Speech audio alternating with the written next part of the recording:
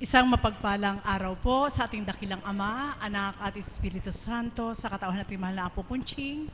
Sa araw na ito, Ama, na muling ikaw'y aming paglingkuran sa dako mong banal na iyong binababaan. Nawa ang lahat ay makatalima sa iyong kalooban habang kami naririto sa libutan. Amen. Buhay po ba ang Diyos? Amen. Dito po tayong lahat, kahit mga choir, para mapuno po tayo. O ano, may practice ba ang choir? Saan? Kala ko wala eh. Nagagalit na si Ma'am.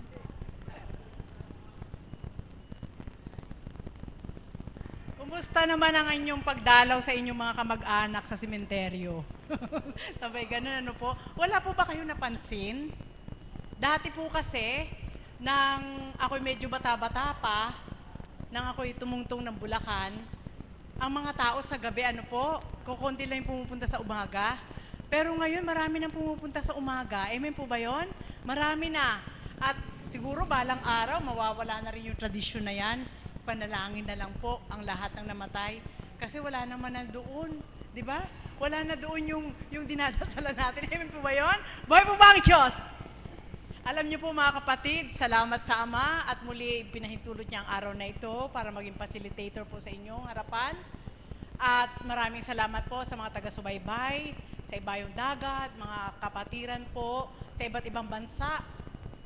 Na sa dakong ito ay sa tuwin ay nagmimithin ang salita ng ating Panginoon sa katauhan nating mahal na Apo Kunching. At magandang araw din po sa lahat ng mga choir, mga IT team, mga tagasunod, mga pasyente, at mga alagad. At higit sa lahat, sa ating mahal na Apo Kunching. Buhay po ba ang Diyos? Gusto ko lang pong bigyan po kayo ng pagninilay. Wala tayong tema, subalit ito po ang pumasok sa aking kaisipan pagmulat ng aking mata, na sadyang, sabi nga, narinig ko po ito sa TV kagabi, walang nakasagot ng tama. Gusto ko pong ibigay sa inyo yung katanungan na yon. Sa Channel 7 po, gusto ko pong ibigay sa inyo yung katanungan na yon at gusto ko pong makapili ng mga magbabahagi na sabi ko nga sa Panginoon, sayang kung ang mga nagtatanong na ito'y natungo sa mga kapatiran Divine Mercy, alam na alam po nilang sagutin yung katanungan nung sa Channel 7. Ano po yung katanungan na yon? Kung ang araw na ito itinakda na ikaw ay mamamatay, ano yung gagawin mo? Buhay po ba ang Diyos? Amen po ba yun? Alam niyo po, nakakatuwa po yung mga sagot ng mga pinili. Kaya yun po ang pumasok sa isip ko na tayo naman po ay mulat na po tayo sa katotohanan, sa katauhan natin mahal na Apo Kunching. At nagpupuri ako sa Ama habang nanonood po ako na pinakikinggan ko po yung opinyon ng mga tao.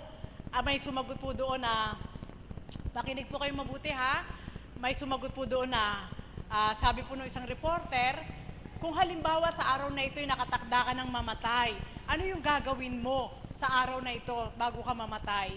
Alam niyo po ang sagot nung isang babae, kinikilabutan ako, parang ang puso ko hindi ka tanggap-tanggap, sabi ko sayang. Pero salamat pa rin po sa Panginoon sapagkat doon ko po nakita na mapalad tayong lahat sa dakong ito, may isang Apo Kunching na nag-uulat sa marapat, sa dapat, at sa katapat-tapat. Buhay po ba ang Diyos? Ang sabi po ng isang babae nung in-interview siya, ako, pag alam ko mamamatay ako ngayong araw na to, itong hanap buhay ko na to, ipapamana ko sa aking anak. Alam niyo po, pag mga ganun palang sagot, mahahabag ka sa kanila sapagkat titingnan mo ang damdamin ng Panginoon. Ano kaya sasabihin ng Panginoon sa kanila? Amen po ba yun? Buhay po ba ang Diyos? Subalit hindi po tayo nagsusuri. Ito'y binibigay ko lang pong sample sa inyo. May nagtura na pag ako ay mamamatay na ngayon, siguro, ganito lang gagawin ko, sasabihin ko, kakausapin ko yung mga anak ko, na ito yung mga dapat yung gawin, ito yung, alam niyo po, wala man lang po nagsabi na salamat sa Diyos kung itatakda ako sa araw na ito, yung kabutihan na karampot man na ginugol ko sa lupa, na pinahiram niya ako ng buhay, naway sa Kanya rin ako walang pasalamat sa Diyos. Ano po? So, balit hindi ibig sabihin na sinuri ko po sila. Nais ko lang pong bigyan ng kaukulang pagninilay na itanong po sa inyo na sa dakong ito, tayo naman po ay bukas na po sa liwanag na dulot ng ating Panginoon at tayo bukas na rin po sa katotohanan na may ginagamit na nilalang Nasa madaling salita, wala nga pong patay na bababa para sabihin sa inyo na may heaven, may langit. Amen po ba yun? Subalit sa dakong ito, inuulat po araw-araw sa mensahe ng ating Panginoon, yung tumupad ka ng mabuti. Yung magtanim ka ng mabuti, aani ka ng mabuti. Yung magpakain ka kahit wala kang salapi na gagamitin, nung ibigay mo yung sarili mo sa kapwa mo, alam mong aanihin mo yun sa takdang panahon. Yung lilingap ka sa kapwa mo at magbibigay ng kaukulan na para apuhapin siya ay isang kaparaanan na hindi yung tao inapuhap mo kundi para sa Diyos. Amen po ba yun? Buhay po ba ang Diyos? At yan po yung mga katangian ng isang mabuting Kristiyano na sa dakong ito ay ibinibigay ng ating Panginoon sa katawan nating mahal na Apo Kunching na inaaral po sa ating lahat. Kaya mga kapatid, sa araw na ito, tatawag po ako ng mga magbabahagi at yung katanungan po na yon na sinabi ko po sa inyo, kung ikaw ay nakatakdang mamatay sa araw na ito, ano yung maaaring gagawin mo para iwanan mo sa mga anak mo? Ano ang gagawin mo para malugod sa iyo ang ating Panginoon? Babaguhin ko po yung huli. Ano po? Kaya tinatawagan ko po ang isang Caps. Si Caps, kapatid na Ernie. Sige po.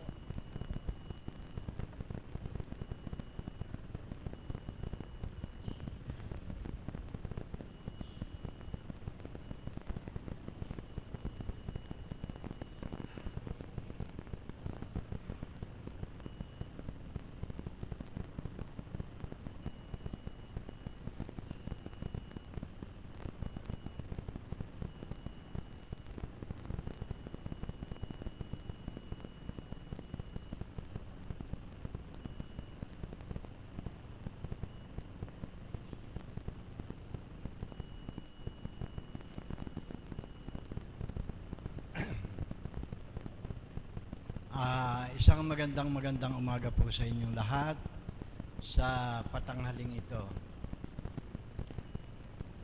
Una po, nagpapasalamat ako sa Ama sa biyayang ipinagkaloob niya sa akin.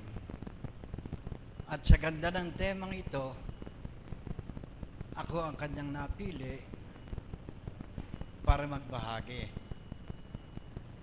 Kaya po, ganun na lang po ang pasalamat ko sa Ama sa ibinigay niyang pagkakataon sa umagang ito para makapagbahagi.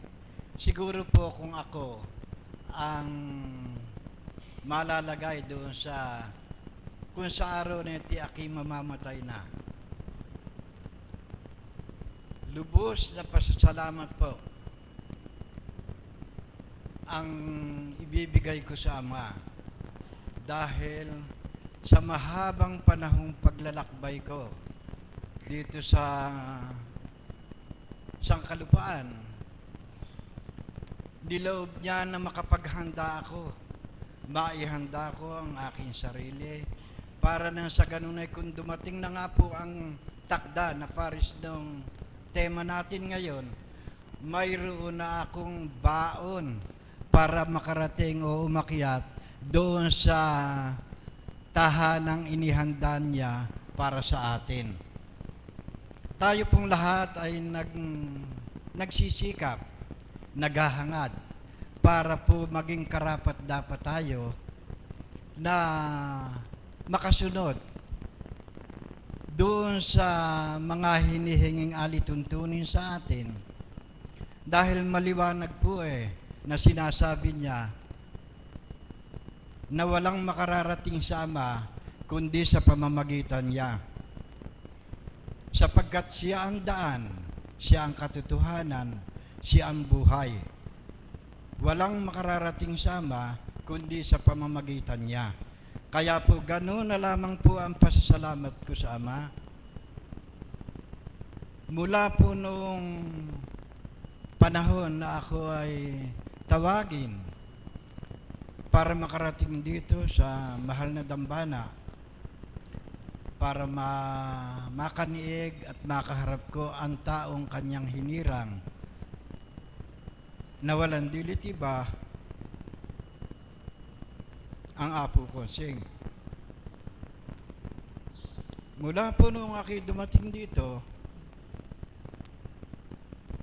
Sa araw-araw po na pakikinig ko ng mga banal na mensahe, unti-unti po na yung butil ng perlas na nakuha natin dito sa pamamagitan ng pakikinig sa banal na mensahe, dahan-dahan po lumalago, lumalaki, at hanggang sa kung dumating na nga po yung araw na tulad ng tema natin ngayon, na kung sakaling tayo na nga ay kukuhanin, gano'n na lamang po ang pasasalamat ko sa Ama. Pangalawa po sa ating Apo Konseng, na siyang humubog sa atin para matutuhan natin at maunawaan natin ang mga bagay-bagay na kailangan nating ihanda habang tayo ay nabubuhay pa. Iyon po ay napakalaking biyaya sa atin. Mapalad po tayo at mayroon tayong isang Apo Konseng na nagmulat sa atin, binuksan ang ating kaisipan para makilala natin yung mga bagay na dapat lang nating tungkulin o gampanan habang tayo ay nabubuhay. Kaya po, noon po na hindi nyo na itatanong noon po tumaas ang presyon ko. Alam po ba ninyo, ang sabi sa akin ng mga anak ko, tatay, ninenervyos ka ba? Ang sagot ko po, hindi. Dahil kung ito ang oras ko, nagpapasalamat ako sa Ama. Dahil binigay na niya yung takda para sa akin. Kanya ako mga anak, kung ako man ay mamamatay, huwag kayong matatakot dahil alam ko na pagka ako ay namatay, siya na ang kumuha sa akin. Dahil siya lang ang tunay na nagmay-ari sa kahit sino sa atin. Kaya po hanggang doon na lang at maraming salamat po sa Ama sa binigay niyang pagkakataon upang ako'y makapagpahayag. Muli po, binabati ko kayo ng isang magandang umaga. Salamat po, Tatay. Katotohanan po, sadyang kung pagpipilian nga po natin at ang araw na ito itinakda ng ating Panginoon, siguro po, kung tayo halimbawa ay may sakit o dili kaya ay hindi na tayo makagulapay, hindi pa rin natin magagawa yung gusto ng Panginoon para sa atin. Amen po ba yun? Sa madaling salita po, yamang tayo po ay naririto, inuulatan sa tuwina, binibigyan tayo ng pattern ng ating Panginoon, binibigyan tayo ng tip kung ano yung dapat nating gawin upang makatupad sa kanyang kalooban. Siguro po, umpisahan na natin ngayon. Buhay po ba ang Diyos? Amen po ba yun? Sa bawat araw, sapagkat sabi nga, ang dami natatakot sa kamatayan. Subalit tayo po mga anak ng Diyos, nang inulat na po sa atin natin mahal na Apo Kunching yung kaukulan ng kabutihan at kagandahang loob ng ating Panginoon, ang kamatayan po pala hindi dapat katakutan. Amen po ba yun?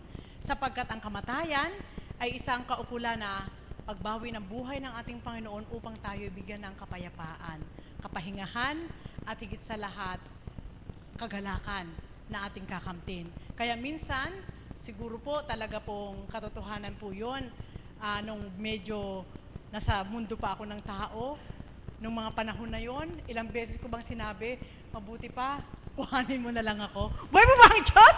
Amen po ba yun? Eh ayaw pa pong pahintulutan ng ating Panginoon kahit maraming pinagdaraanan. Amen po ba yun?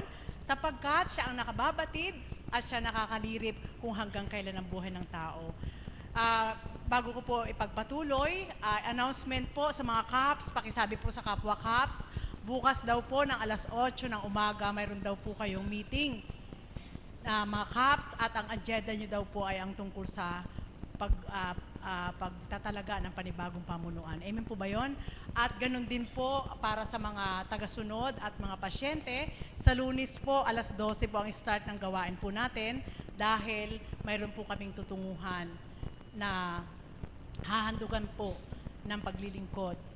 At tinatawagan po ang mga choir, kailangan po ang mga choir sa Monday. Kung sino lang po yung available na, pakisabi na lang po kay Guro. Mga kapatid, yamang tayo pong lahat ay naririto, sabi ko nga po sa inyo, ang paggawa ng kabutihan ay hindi kaukulang kailangan yumaman ka muna. Amen po ba yun? Ang paggawa ng kabutihan ay hindi kailangang magpakayaman ka. Sapagkat magagawa rin po pala yun kahit hindi ka mayaman. Amen po ba yun? Buhay po ba ang Diyos? Bakit ko po nasambit? Sapagkat maraming kaparaanan ng ating Panginoon na kung ating masusuri, kung paano kang binuhay sa mundong ito, hindi para lang magpasarap sa buhay bilang taong-tao ka. Kundi, kaya po pala tayo binuhay sa aking pagdinilay, ay para tumupad po tayo sa looban ng ating Panginoon dahil wala na nga po siya, kundi siya'y naririto bilang Espiritu na maaaring gamitin ng bawat isa. Buhay po ba ang Diyos? Katotohanan po ba yon?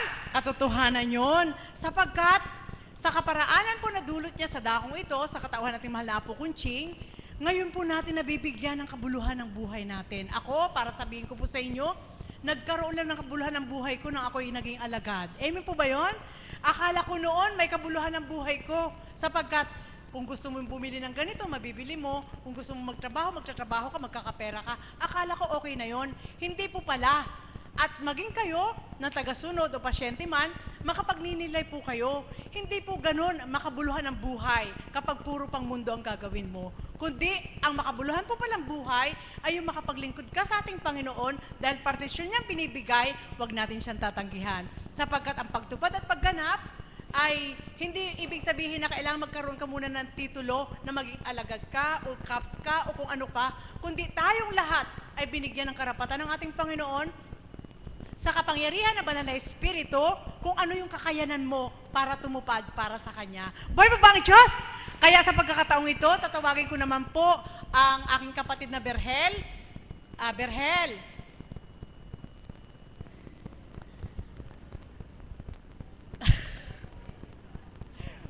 may ano pa yata, may ano pa si kapatid na Berhel. Kanina po kasi, nung nakita ko po siya, sabi ko, namimiss ko na rin ang tinig. Nating lahat ang tinig ni kapatid na Berhel para magbahagi sa ilang araw po niyang pagliliwaliw sa mundo ng tao. Buhay po ba ang Diyos? Amen po ba yun? Alam ko, marami siyang pinagnilayan habang siya'y namamasyal sa dako roon na kung paano ang kaukulan na ipapasok po ang tema. Kung takda mo na ang kamatayan, ano yung dapat mong gawin at ano yung maiiwanan mo para sa iyong mga minamahal. Muli, magandang umaga sa gabing ito. Kapatid na Berhel.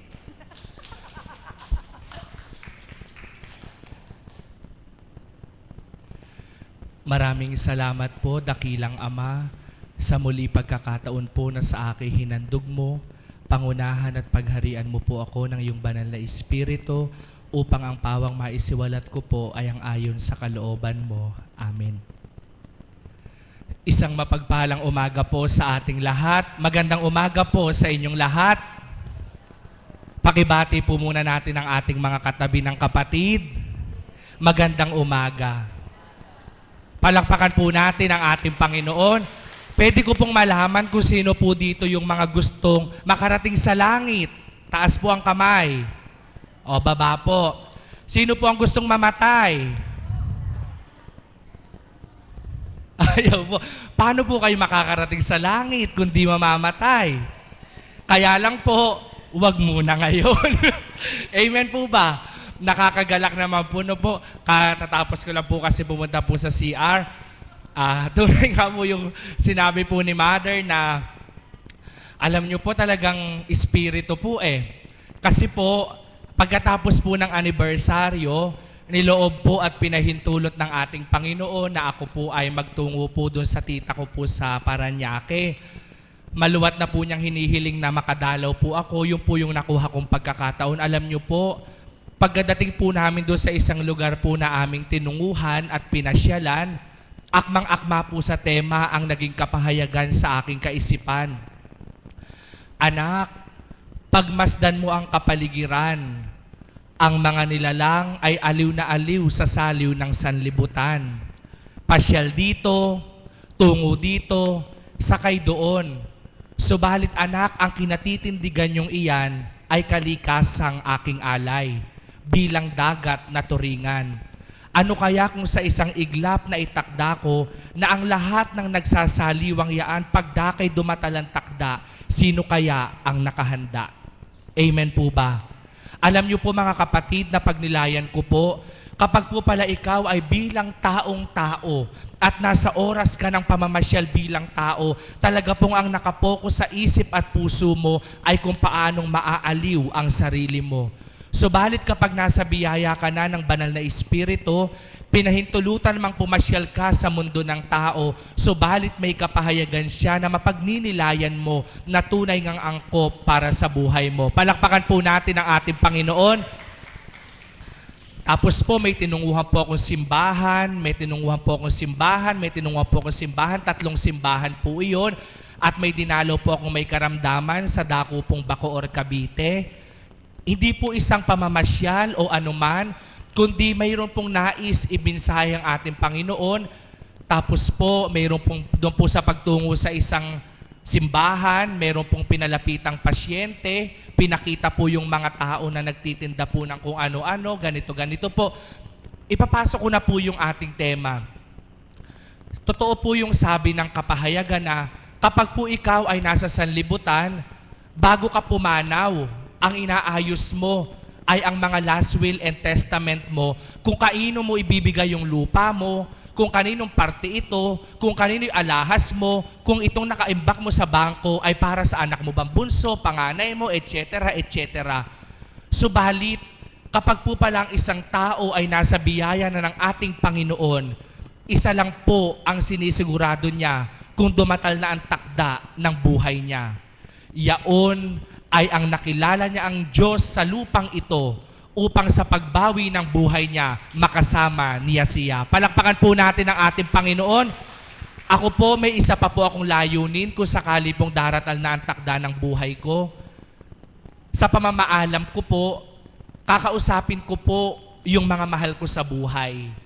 At ang sasabihin ko po sa kanila, kung ano yung pinundasyon at natutunan natin na pagkilala sa Diyos, kahit wala na ako sa inyo, huwag niyong kalilimutan ito. Tama po ba?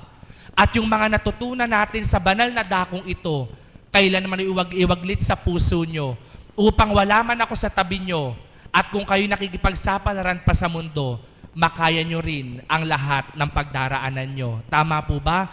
Mga kapatid, nakakatakot mamatay. Yan ang sabi ng tao.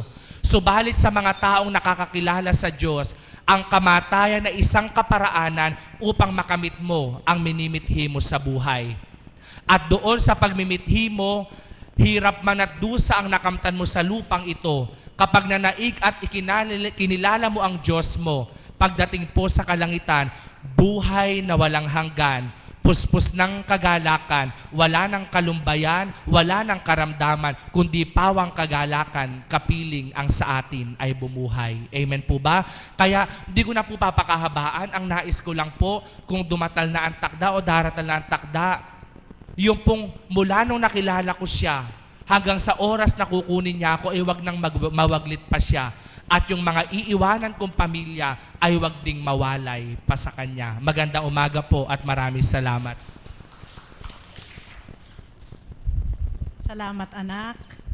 Sadya pong napakadakila ng ating Panginoon sapagkat sa bawat lugar na tinutunguhan ng mga lingkod ng ating Panginoon, yun nga po, hindi na po nahihirati yung isip sa pangmundo, kundi ang lahat ay may kaparaanan ng pagninilay para masuri mo gaano kabuti ang Diyos sa bawat isa. Amen po ba yun? Buhay po ba ang Diyos? At habang nagsasalita si kapatid na Berhel, naalala ko po yung homily ng ating mahal na pare nung nakaraang Biyernes. Ay, ano ba yun, Tita Pilar? Kukunti lang, Webes po, Miyerkules. Miyerkules po, para hindi ko po makalimutan, bukas po ay misa ng kapatiran po. Bukas, unang linggo ng buwan. Kasi po nung Wednesday, yung misa, nung mas po ng kapatiran, kukunti lang po ang umattend. Subalit gusto ko pong ipasok sa kaukulang kapahayagang ito, yung homily ng ating mahal na pare, yung tungkol po sa kaukulang, yung paglilingkod po sa ating Panginoon. Alam niyo po, doon ko po pumasok habang katabi ko po ang mahal na apo. Nung oras na yon, may sinambit po ang ating mahal na pare na wala na ngang patutuo na para bumaba muli ang ating Panginoon bilang nagkatawang tao para sambitin na may heaven, na may langit. Subalit sa pamamagitan po ng banal na Espiritu ay isang kaukulan na pahiwatig ng ating Panginoon.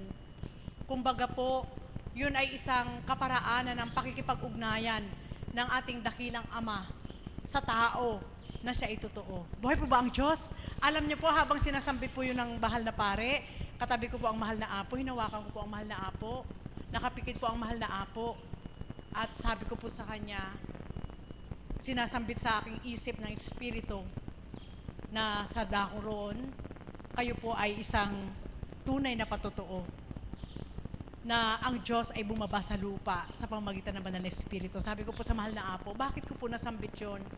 Sapagkat tayong lahat nga po ay hindi natin mababatid, mawawari-wari kung saan natin masusumpungan ang katotohanan. Amen po ba yun? Kung walang gagamitin na totoong tao na nagpakatotoo sa Diyos. Buhay po ba ang Diyos? Na sa oras na ito, sa bawat araw, sa bawat oras na tayo nabubuhay, sadyang noon siguro sa unang buhay, maaaring katakutan natin na, ay, ayoko nga mamamatay, ayoko pag-usapan yan. Ganun pa ang mga salita, ano po? Subalit ngayon po, pag pinag-uusapan po yung kamatayan, parang ordinaryong salita lang na ikaw na bukas sa ating Panginoon, alam natin na ang ating Panginoon ay hindi naman kayang sulsulan ng kahit na sino. Kaya kahit umayaw tayo o kahit hindi tayo gumusto, nasa Kanya pa rin po ang tunay na hatol kung kailan tayo babawian ng buhay. Amen po ba yun? Ang pinakamahalaga, sabi nga, hindi ka man marangya bilang katauhan, subalit ang pasubali ng ating Panginoon sa bawat pangangaral po niya sa pamamagitan ng Banal na Espiritu sa katawan nating mahal na Apo Kunching, ang sinumang hinandugan mo, ang Diyos ang hinandugan mo. Ang sinumang pinakain mo, ang Diyos ang pinakain mo. Ang sinumang nilingap mo na pinamaliit sa kapwa mo, ang Panginoon ang nilingap mo. Ang sinumang minahal mo sa kapwa mo, hindi mo man ito kaano-ano, ang Panginoon ang minahal mo. Yun ay mga katangian, mabubuting katangian na ginampanan ng ating Diyos sa lupa, na dapat tayong mga tao ay gustong kamtin din upang matungo tayo sa kaharian ng ating Ama. Amen po yun? Buhay po ba ang Diyos? At sa susunod po magbabahagi, tatawagin ko po ang isang alagad muli na ibibigay ko po sa inyo upang magpahayag ng kadakilaan ng ating Panginoon kung gaano kahalaga sa Kanya yung kaukulang kapag itinakda ang Kanyang buhay, ano ang maiiwanan niya sa Kanyang mga minamahal. Tatawagan ko po ang aking kapatid na Bioli Chongson.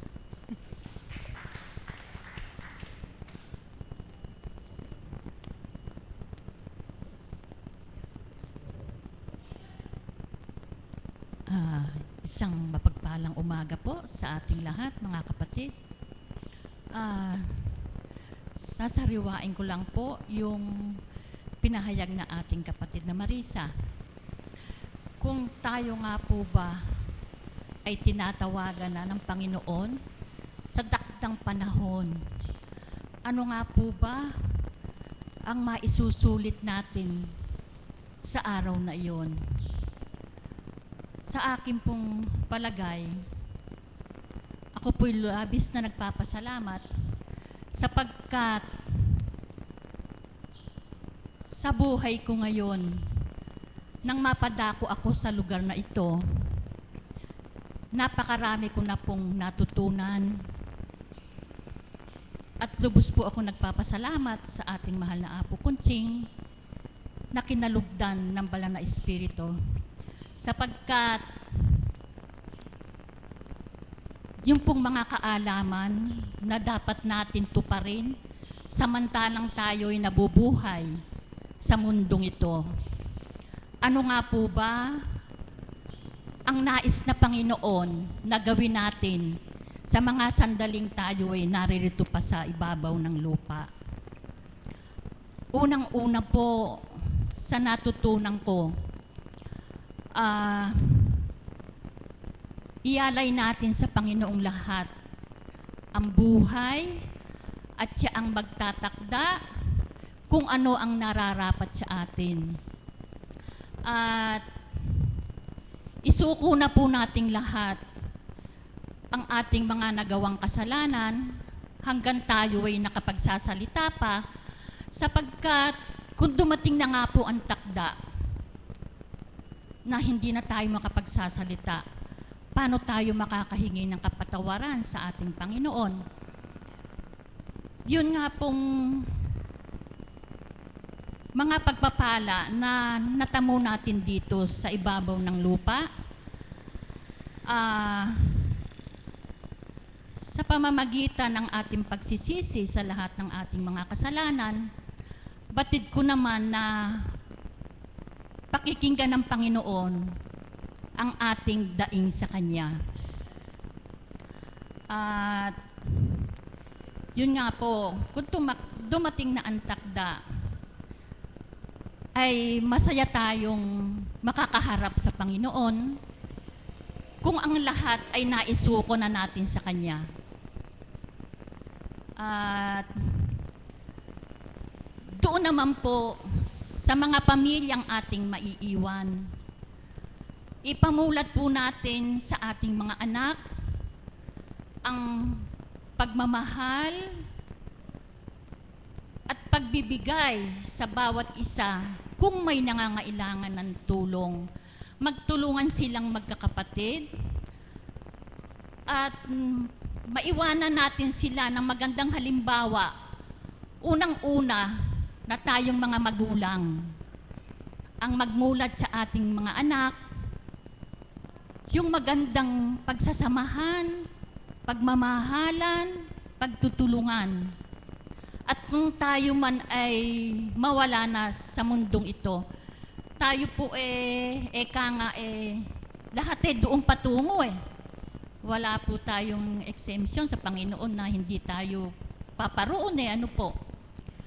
Kaya ang masasabi ko lamang po, mag-iwan tayo ng isang magandang halimbawa sa ating mga kapwa, sa ating pamilya, na yung nais ng Panginoon ay matupad nating lahat. Napakasarap po siguro talaga, eka nga po, wala pa pong bumaba sa lupa upang magpatotoo na anak, meron ngang impyerno at mayroong langit. Dalawa lang po ang choice natin na pagpipilian. Saan ka anak? Saan mo gusto? Yun po ang iiwanan ko sa inyo, palaisipan na saan mo anak gusto mapatungo? Sa kaharian ko o sa hindi magandang, yun nga po, yung dusang walang hanggan ang ating matatamo sa lugar na yon. At yun nga po bang katanungan na mahal ng kapatid na Marisa, na kung hindi po ba tayo nakapagsisi sa lugar na ito at tayo nawala na sa daigdig na ito, yung pong mga hindi nakapagsisi mahahango po ba ng hindi po hindi po mahahango dahil tayo po kanya-kanyang kaligtasan.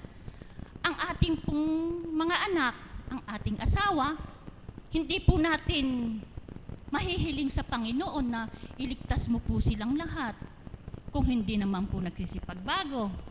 Kaya po, iiwanan ko sa inyo, ano nga po ba ang pagpipilian natin? Dalawang bagay lamang po. At hanggang tayo po ay nabubuhay, sikapin po natin na makatupad tayo sa hinihiling ng Panginoon. Sasabihin ko nga po na yung pong kasabihan ng tao na napakahirap daw pong magpakabanal. Hindi po ba? Subalit, hanggat magagawa natin, pilitin po natin mga kapatid, sapagkat ang kaligtasan ay sa atin magmumula. Sa maraming salamat po at magandang umaga. Maraming salamat, Tita Bioli. Nawa po ang lahat ay nagkaroon ng malalim na pagninilay sa kaukulang kaganapan sa ating mga buhay. At ito lang iiwanan ko po sa inyo. Habang ating mahal na Apo Kunching ay inuugnay sa ating lahat bilang Espiritu Santo na ginagamit ating Panginoon, huwag nating sayangin ang bawat minuto at segundo na naririnig natin ang tinig ng ating Panginoon. Amen po ba yun? Sapagkat sa dakong ito, sabi ko nga po sa inyo, hindi man lahat ng tao, ng lahat ng nilalang sa apat na sulok ay nakakatungo sa dakong ito, subalit tayo po, kung tuwiran po na makaganap tayo sa marapat at sa karapat-dapat, maipangangalandakan po natin kung ano yung handog ng Panginoon sa dahong ito. Welcome po, kapatid na Rick. Nawa tayong lahat, nasabi ko nga po sa inyo, ang Espiritu Santo hindi kayang hawakan, hindi natin kayang mayakap, at hindi rin natin nakakausap na may makikita ka.